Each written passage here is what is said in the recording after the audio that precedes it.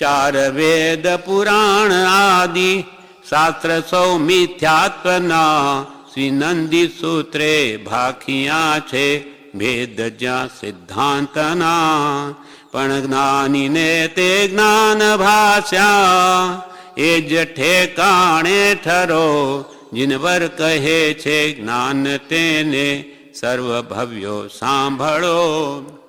ચાર વેદ પુરાણ આદિ જે વેદાંતના ગ્રંથો છે, અથર્વવેદ, ઋજુવેદ, એ બધા ચારે વેદ કે પુરાણના ગ્રંથો છે એ ભગવાન તીર્થંકરો એમ કહે છે કે શાસ્ત્ર સૌ મિથ્યાત્વના.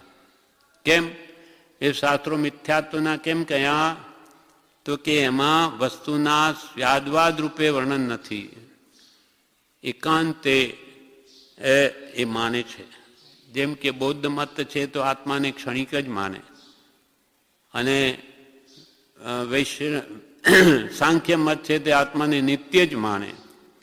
હવે આત્મા તો દ્રવ્ય નિત્ય છે, પણ પર્યાય પલટા એ જૈન દર્શન માને ભગવાન મહાવીર. તો કે જે એકાંતે તમે પકડી લો કે તો નિત્ય જ છે તોય ખોટું, કોઈ અપેક્ષા નિત્ય પણ છે, આમ સ્યાદવાદ માર્ગ છે. કોઈ અપેક્ષા છે, કોઈ અપેક્ષા નથી, એ બધું જાણવું જોઈએ. તો એનું જાણેલું સમ્યક છે, નહીં તો એકાંતે પકડી લે. બધું બીજા ધર્મો છે જૈન દર્શન સિવાય બધું એકાંતે માન્યતા છે.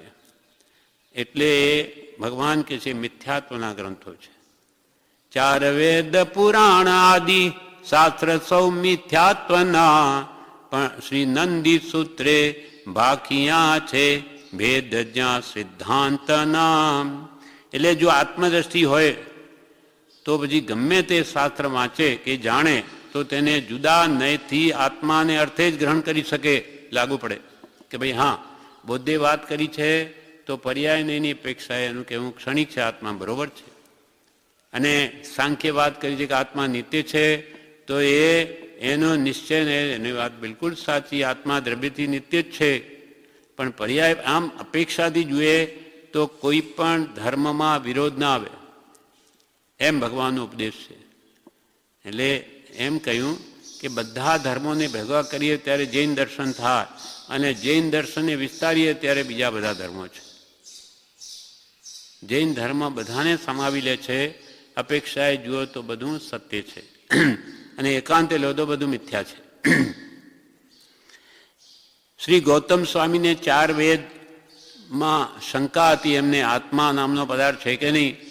તે ભગવાન મહાવીરે એ વેદોથી જ એની શંકા નિવારણ કરી, અપેક્ષાથી સમજાવી, અને વેદથી જ એમને સમ્યક નેત્ર આપ્યા.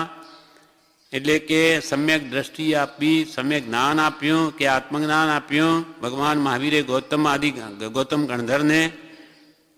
ત્યાં જ તેથી અને એ વેદો પણ સમ્યક ભાષ્યા, અપેક્ષાથી જોતા. ત્યાં જ ઠરવાનું છે, બધું કરીને આવવાનું ત્યાં જ છે, તેને અર્થે જ બધા સાધન છે. બધા શાસ્ત્રો માત્ર આત્મજ્ઞાન પ્રાપ્તિ માટે જ છે. એ નહીં થયું તો બધું ફોક છે. ચાર વેદ પુરાણ આદિ શાસ્ત્રો મિથ્યાત્વના નંદી સૂત્રે ભાખિયા છે ભેદ જ્યાં સિદ્ધાંતના. અનેકાંતવાદથી સમજવું એમ નંદી સૂત્રમાં કહ્યું છે. અનેકાંતવાદથી વસ્તુનો સિદ્ધાંત સમજવું. શ્રી નંદી સૂત્રે ભાખિયા છે ભેદ જ્યાં સિદ્ધાંતના પણ નાનીને તે જ્ઞાન ભાષ્યા. નાની પુરુષોને તો ગમે તે શાસ્ત્ર જ્ઞાન રૂપ ભાષે, કેમ કે સ્યાદવાદથી જોઈ લે છે. માટે એ જ ઠેકાણે ઠરો. માજે એ જ ઠેકાણે તમારે પણ બધાને કે આવવાનું છે. સ્યાદવાદ દ્રષ્ટિ, અનેકાંતવાદ, અપેક્ષાવાદ ગ્રહણ કરીને વસ્તુનું સ્વરૂપ સમજવાનું છે. જીનેશ્વર ભગવાન તેને પણ જ્ઞાન, તેને જ જ્ઞાન કે છે. માટે સર્વવ્યો તમે સાંભળો. એકાંતે કોઈ પણ વસ્તુ લેવી નહીં. એક જ વ્યક્તિ છે, તે કાકા પણ છે, મામા પણ છે, ભાઈ પણ છે, બાપ પણ છે, બેટો પણ છે. તો કે એમ કેમ હોય કે એક જ વ્યક્તિ કે બધો હોય? આ કોણ છે? તો કે કાકા, મામા, બાપ, બેટો. શું કહો છો? આ કંઈ બોલવાની રીત છે? એમ કહ્યું હે એકમાં? તો કે હોય.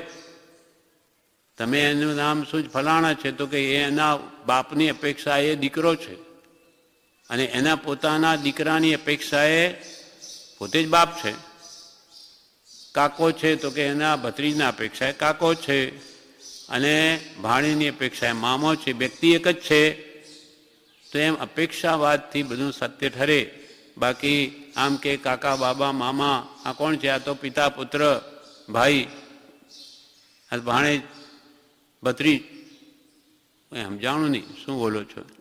એમ એક જ વ્યક્તિને આવી રીતે સમજમાં ના આવે, પણ અપેક્ષાથી સમજાવીએ ભાઈ જુઓ આ સંબંધથી આમ જોઈએ તો કે વાત બરાબર છે. એમ અપેક્ષાથી ગ્રંથોને સમજે તો બધું સત્ય છે, પણ એકાંતે આ કાકો જ છે એ મામો કોઈનો હોઈ શકે નહીં મામા, એ વાત ખોટી છે. ભાણેની અપેક્ષા મામા હોઈ જ શકે, ભત્રીજ તો કે એ તો નહીં હોઈ શકે. નહીં કેમ હોઈ શકે? આ તો કે બાપ જ છે, એ કંઈ બેટા હોય જ. એના બાપની અપેક્ષા જુઓ તો પોતે બેટો જ છે. એમ આત્મદ્રષ્ટિ આવી ખુલી હોય તો તેને બધા શાસ્ત્રો સમ્યક રૂપ ભાષે, અને એકાંતે પકડે તો મિથ્યા રૂપ ભાષે. હવે છેલ્લી 8મી ગાથા અધૂરી છે. તેમાં કે છે સમ્યક દર્શનનું કેટલું મહાત્મ્ય છે તેની વાત કરે.